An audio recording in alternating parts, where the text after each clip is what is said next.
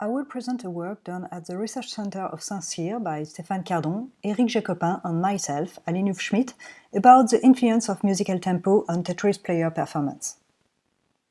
To keep a player in the flow, the difficulty of the game is usually adjusted with some variables, like enemy strength. But can the manipulation of the game soundtrack, and especially its tempo, allow to adjust the difficulty?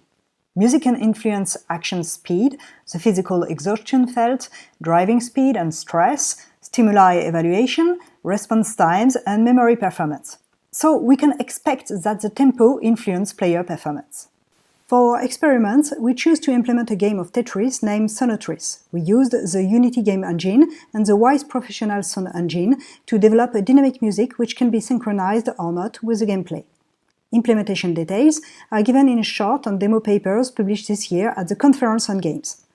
Tetris is available on PC under Windows or macOS and on tablet or smartphone under Android. You can test the application online at this address. To be able to synchronize perfectly music with the gameplay, we enforced the frame rate to 60 FPS and designed 12 levels with tetriminos falling from every 60 to every 5 frames. We designed 5 stages for our game. Each stage is a session with the same 12 speed levels, but not the same tempo settings. In stage 1, the tempo increases at each level and is perfectly synchronized with the game speed. Each pulse corresponds to a falling movement of the tetrimino. In stage 2, the tempo increases at each line, and we suppose it should prepare the player for the game speed increase of the next level. In stage 3, the tempo is increased with one level of delay and is then slightly desynchronized. In stage 4, the tempo is also one level late, desynchronized but steadily increasing. In stage 5, the tempo is in complete contradiction with the speed of the game and is steadily decreasing. We assumed that the difficulty of the game would increase with the desynchronization of the soundtrack. We also assumed that a tempo in contradiction with the game, as in stage 5, would constitute an obstacle pushing the player to slow down his movements and would lead him to be overtaken by the speed of the tetriminos. We collected data from 44 cadets from the French Military School of Saint-Cyr. They played the 5 stages presented in a random order to avoid any learning effect and answered a survey including questions about their liking of the music or the experience difficulty.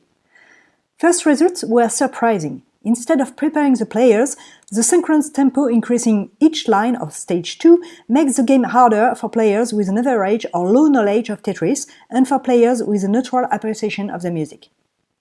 On the contrary, the decreasing tempo of stage 5 does not hinder the players as expected. Results also show that given tempo preset in a stage can prepare the player positively or negatively for the next stage. The result of the surveys and some email feedback of the players suggests that a synchronous tempo focuses the player's attention on the game. The acceleration of the tempo is then experienced as an anxious anticipation of the next speed level and causes the player to make mistakes. The desynchronization of the tempo seems, on the contrary, to relax the player.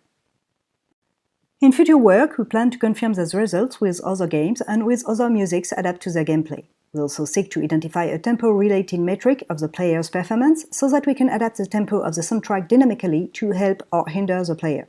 We also plan to extend our research to other aspects of the music, such as timbre, scale, mode, etc. Thank you for your attention. Please do not hesitate to test Tetris and to contact us if you have any questions.